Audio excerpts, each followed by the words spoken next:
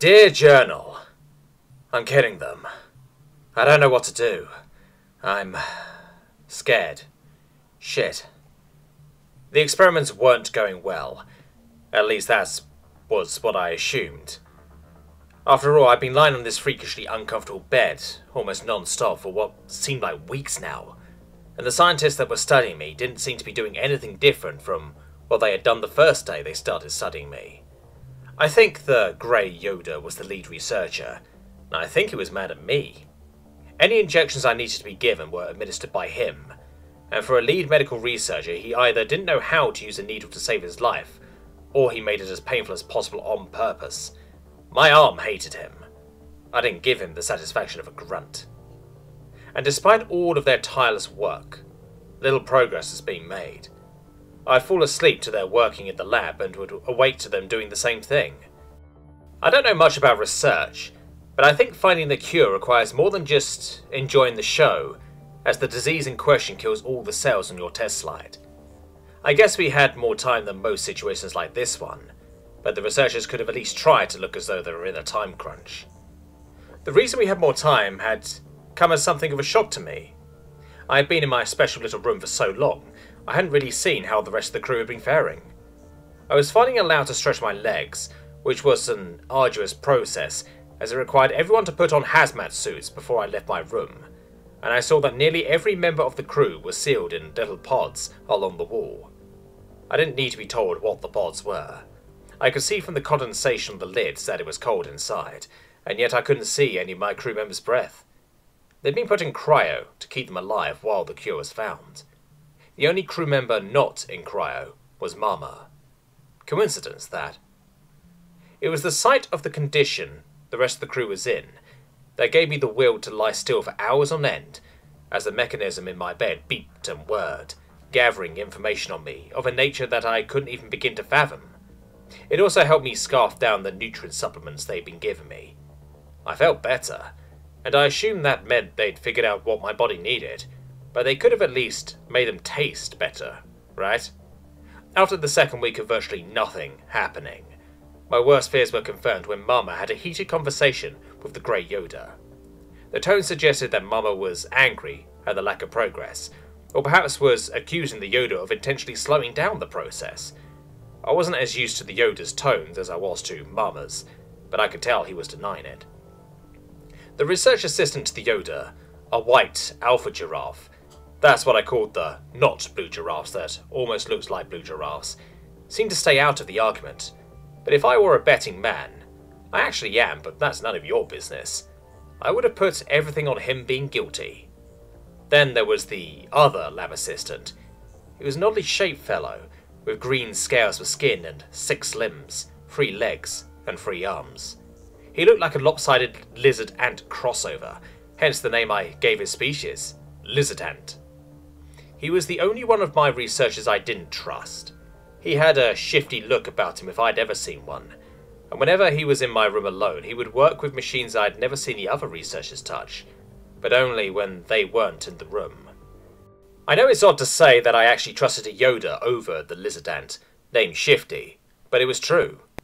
Sure, good Yoda was a jerk, but he was an honest jerk as far as I could tell. He hated me because I had nearly bashed his skull apart. I could understand and respect that. After all, I couldn't talk to him and apologise. Shifty, on the other hand, legitimately seemed to hate me, but he only expressed it in looks.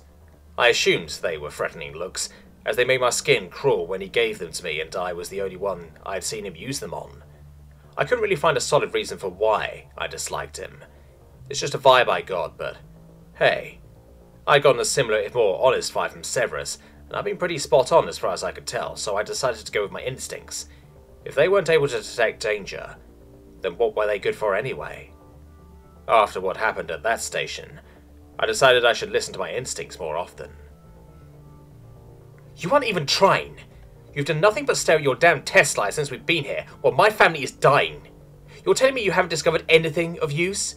You have the most sophisticated equipment the galaxy can offer you, and yet you can't figure out how one little being's immune system works, despite having a machine that can literally give you live video of it doing its job?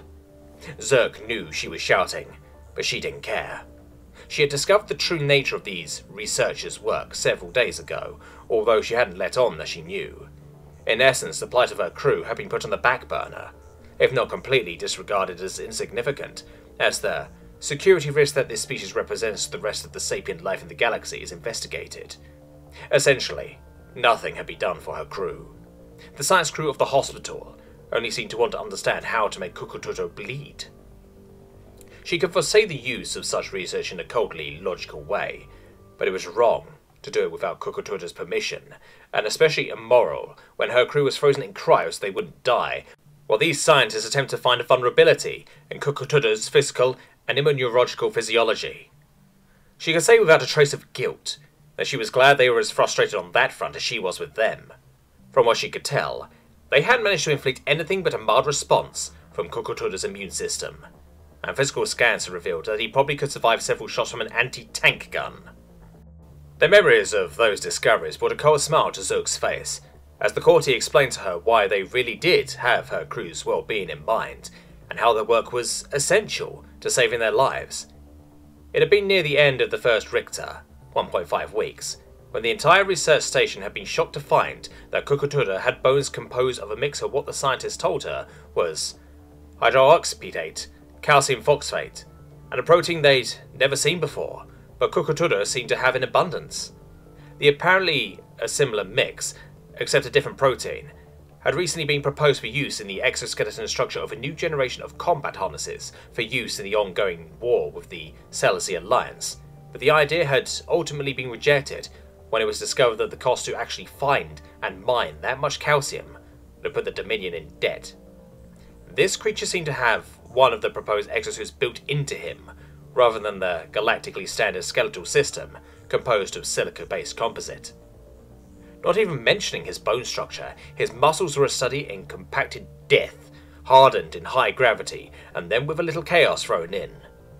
Zook hadn't understood most of the things that the researchers had been saying as they enumerated the destructive and defensive capabilities Kukututo's muscles afforded him, but from what she understood, they were laughably simple in their composition, except that this simplicity allowed them to be stronger than any living organism in the known galaxy.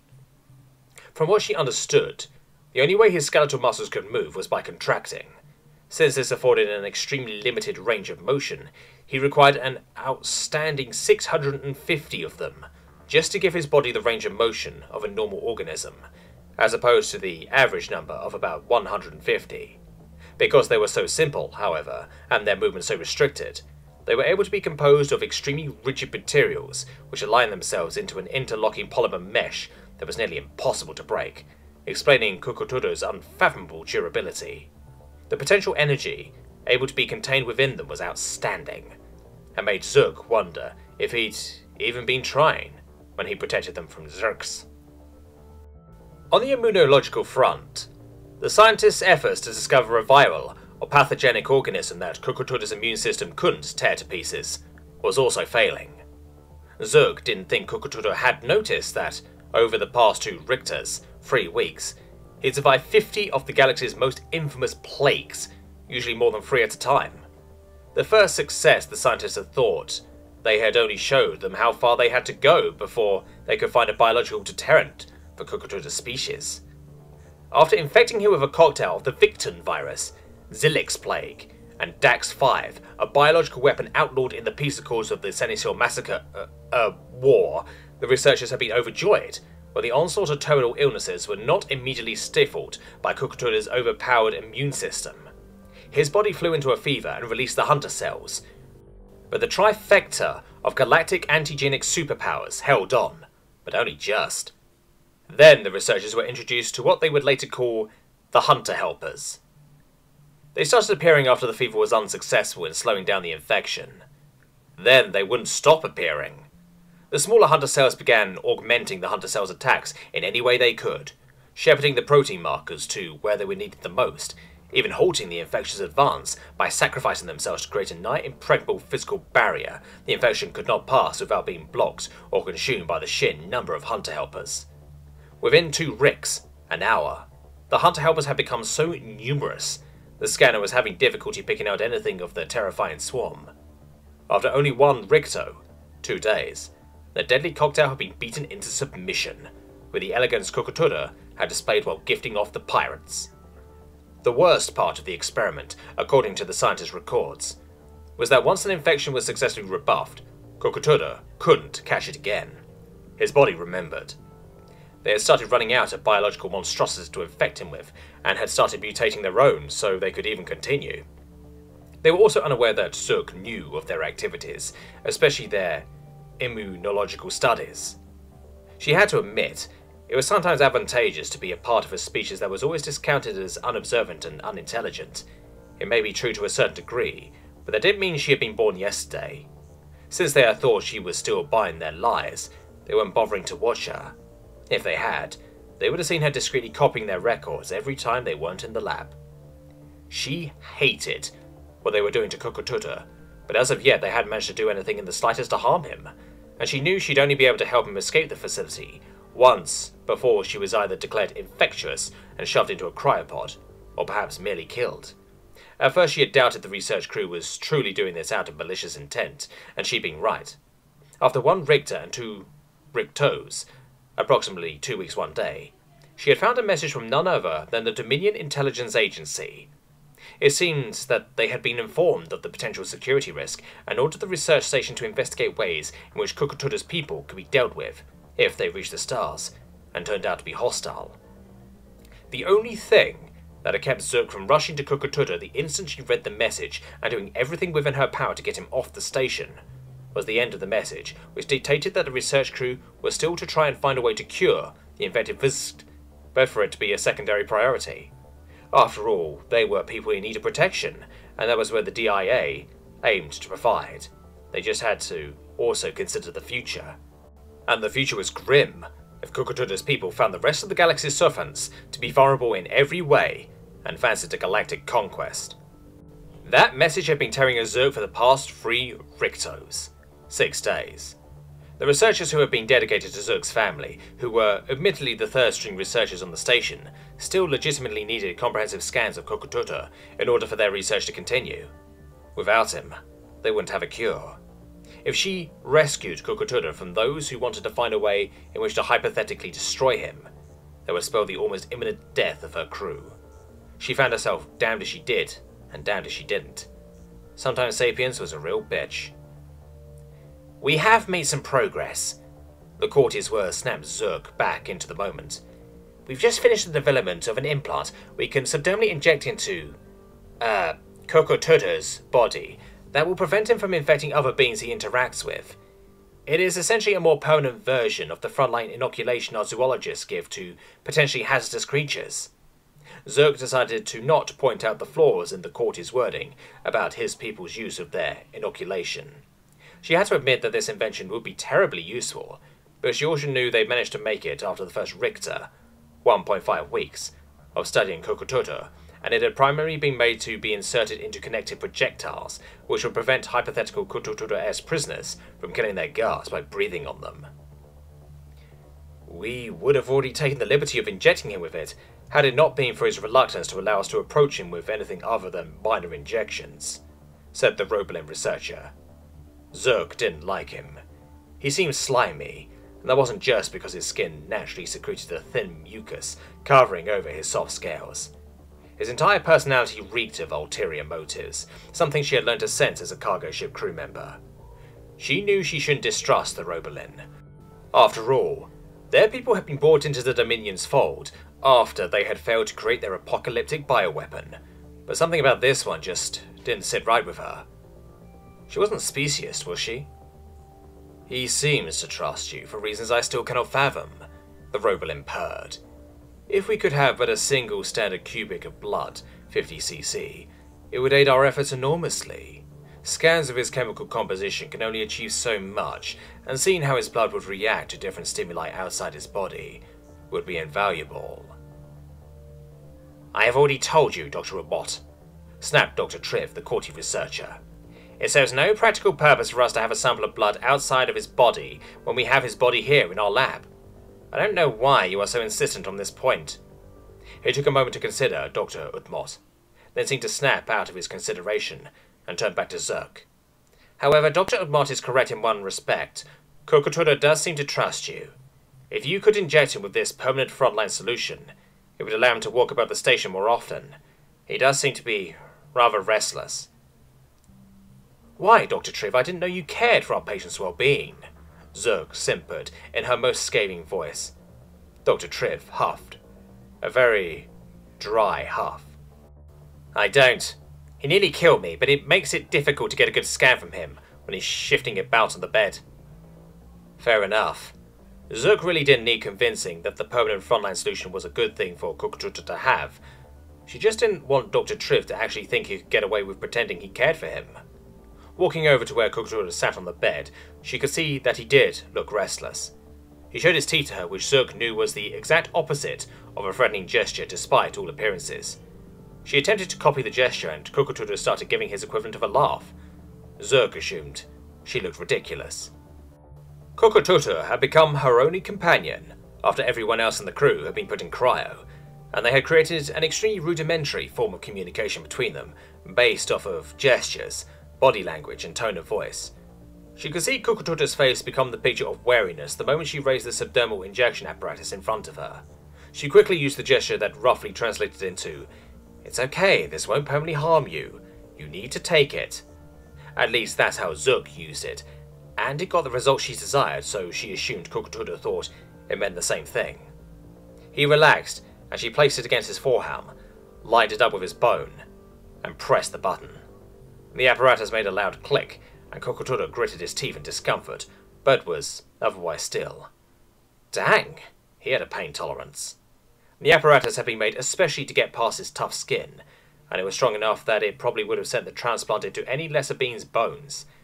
She wasn't as amazed as she would have once been, however. It was somewhat comforting to be friends with a creature that could fight its way through everyone in this station. It meant that, if she had to get him out for his own good, all she'd have to do was point him in the right direction. Excellent, rasped Dr. Triv. If your services are needed, we will not hesitate to call for you. Thank you. Clearly dismissed, Zerg left the room to grind her teeth in peace. The events which would lead to my life's third alien upheaval started during the night of in the middle of the third week. After that thing Mama had put in my arm, I'd been allowed to move about the station without everyone having to act like I swallowed uranium, which was great, because I was feeling weak. My muscles were being destroyed by this weak gravity and I needed to keep my shape up. I started doing push-ups, sit-ups, and generally any exercise I could think of that didn't require any equipment. I could do nearly twice as many as I'd been able to do on Earth, but I figured it was still a workout, although I wish I could adjust the gravity. After my second workout of the day, it was bedtime. The station dimmed its lights approximately every 8 hours, I guessed, so that everyone could sleep. These creatures did that a lot, they got tired so fast, and I would usually roam around during these times, or exercise or sleep, depending on what I felt like. I decided to sleep during the sleep period because I had exercised during the last one, and again about an hour ago, when they gave me a break from being scanned. I was suitably tired, and would have gone to sleep the moment I lay down, if the hairs on the back of my neck hadn't stood on end the moment I entered my room. You know that feeling, like someone's breathing down your shirt, or maybe staring at your soul? It's the feeling that makes you sure there's someone right behind you, waiting to take your wallet, if you're lucky. I've felt that too many times in my life, and each one of those times I could have avoided something I'd want to, if I'd only listened to it the moment I felt it. I listened to it this time, lucky for me. Shift came dropping down on me from the ceiling. Frickin' lizards. And I only avoided him by dropping and rolling. I told you that was a good move. He leapt at me, but I was already on my feet, and he'd lost the element of surprise. I could see the panic in his eyes as he attacked me, and I evaded him with laughable ease. I got a chance to see what he had tried to stab into the back of my neck when he dropped from above. He was holding a purple syringe asleep. It was a syringe they'd only started using last approximate week. None of the sedatives they'd given me were working, until they came up with this new one which put me down like a horse. Why did he think he had to attack me to sedate me? And why did he have to do it now when no one else was around? I assumed the two were related, and looked at him to see if I could find any other clues. He had a belt on with 2 other syringes on it. One was empty. The other was the blue syringe of death. Ah. I hadn't given this freak my blood because I wasn't giving these scientists anything until Mum approved to me that it was okay, since I was starting to get the feeling they weren't really working on a cure for the rest of the crew. I'd felt sick a few times after they'd given me some injections, and every time I started feeling better, they started freaking out. I didn't like that. But I hadn't quite figured it out why. It's not like they were trying to get me sick. I didn't think Mum would let them do that. That left this guy. He had tried to get my blood on multiple occasions when no one else had been in the room, and each time I'd taken the empty syringe from him and thrown it against the wall. He'd gotten the picture pretty quick. It looked like he'd decided to stop asking me. Thankfully, it really didn't matter one way or the other what he wanted. He saw my eyes light upon the blue syringe of death and turn dangerous. That made him freak out. He started running for the door. I caught him in after about a meter. Why does no one jump in this low gravity? It works so much better than running. I picked the blue syringe of death from his belt. Now, I'm pretty sure I know what this is, but I could also be wrong. A blue syringe is just a blue syringe, and I don't know much of what you guys are doing. If you're supposed to be here, then I doubt you were ordered to kill me, unless they'd have brought an army with the biggest guns they had and waited until I was asleep. But on the off chance you're just doing your job, I'll let you try the syringe out first. If it's not what I think it is, you'll be fine, and I'll let you go get another one, and I'll inject it myself. If it isn't... I stuck the needle into his arm, and he started struggling harder than ever. Didn't really bode well for him. It looks like I was right, because 10 seconds after I injected him, his struggles became less and less, and then his breath stopped. I had left a little in the syringe, so that I had an explanation as to why I'd done it, but I doubted he was hearing orders. That started my wondering. Why hadn't he just waited until I was asleep? I usually slept when everyone else was asleep, just only every other sleeping period they took. This move of his spoke of illicit action, combined with a time crunch. Why would he have needed my blood so soon? My thoughts were interrupted as the door opened again. I led to its blind side and waited to see who was entering. It was the Yoda. I snarled, coming to see if his friend had been successful, had he? He heard my growl, and I prepared to leap at him. I was not responsible for his actions, and if you kill me, your Vrook's friend will die along with everyone on this station. My jaw dropped. It had been so long since I heard another recognizable voice other than my own, that it took me a moment to figure out what the Yoda had said. You can talk to me? I spluttered. How? Why haven't you done it before? Why just you? Can the others understand me? He held up a hand. My question ceased. My race is perhaps the most unethical sapient species among the stars, but we're also one of the most intelligent. When the zoologists find an up-and-coming species that will soon reach the stars, we abduct several of their number and study them for a number of reasons. First and foremost, so we can create common galactic items fit to their physiology, but that wouldn't really require an abduction of more than 1 or 2 people. The other reason we abduct a large number of the species in question is so we can learn their weaknesses, so that, if we're ever threatened, we can exploit them. Such experimentation is difficult when the species is a recognized sapient, so we do it before legal matters interfere with our self-preservation.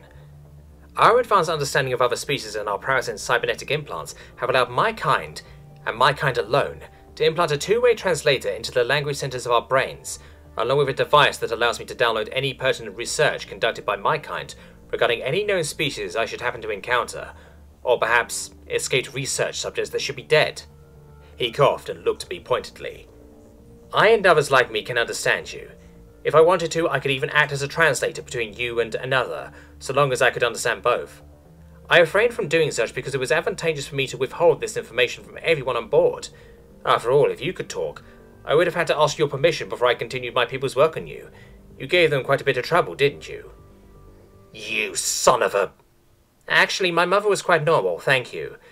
The researchers who abducted you were quite entertained once they discovered what that little saying meant. I'm not here to gloat, though. I just need you to understand that I hold all the cards, and also so that you can know why the unfortunate Dr. Utmot, he motioned to the dead lizard ant on the floor, attempted what he did. He is of a race known as the Robolin. Approximately 20 of your years ago, they attempted to create a biological weapon capable of destroying any organism that displeased them. Thankfully, their ambition was greater than their intelligence, and they failed. They were quickly defeated and assimilated into the Dominion, of which my people and the many others you see here on the station are a part of. Then you show up in this station. A member of a species that is a gun pointed at the head of the galaxy. You are the only race my people has not yet been able to find a satisfiable exploitable weakness for. You especially. Your immune system is extremely good, even by the measure of your kind, in case you were wondering. I eat my vegetables, I said through clenched teeth. Very wise of you. The reason I tell you of this is that Dr. Udmot appears to have been part of a faction within the Robolin that are still looking for their elusive doomsday bioweapon. At least I hope it's just a faction. The important outcome of this, however, is that an old Robolin Class 4 biocruiser has just decloaked 300 of your kilometers from this station, and has been sending comlink requests to Dr. Udmot every 15 minutes to check on his progress. I do not believe he will be able to make his next check-in, do you? I looked at Shifters. What kind of name is Udmot? Body. I think Dick Yoda here had the right of things. So why are you telling me this? What do you want me to do? He looked at me, apparently annoyed that I wasn't getting his drift. Dick. They are here because it is time for them to pick up the latest installment of Dr. Udmot's delivery. It appears he has been attempting to develop a bioweapon by himself. I have become increasingly suspicious of his activity as of late, and so I assume, being frightened that I was onto him, he called for an extraction which is waiting outside. Even if Udmot is dead, it is too much to hope that he has not already sent all of his work to his friends. With him dead, however, they will know that he has been compromised. That will mean they have a good deal of cleanup to do. If the Dominion learns of this, any hope these rebellions have of this plan succeeding will be crushed. They've been jamming communications for an hour now. With Udmot's untimely demise, they'll need to kill everyone on this station and abduct you.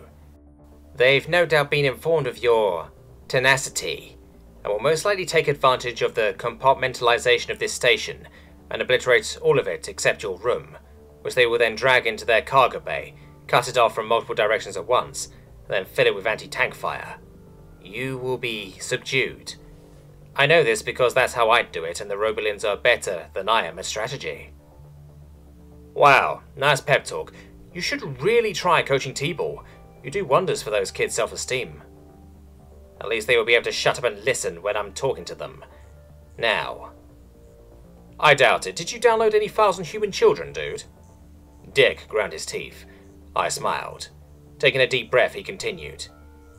The only way we can prevent your capture and the death of everyone on this station is if Udmot is successful in his mission. You're not making me feel any better. He ignored me. If he was successful, then he would have dragged your unconscious body, probably with a transport bed from your cargo ship, into one of the station shuttles, and taken you to his friend's ship before anyone was the wiser. Why not just eject this room and let his friends pick that up? Because that would sound a containment breach alarm, which would wake everyone up. Do they really think people aren't going to start wondering why Dr. Udmot and myself are missing when they wake up?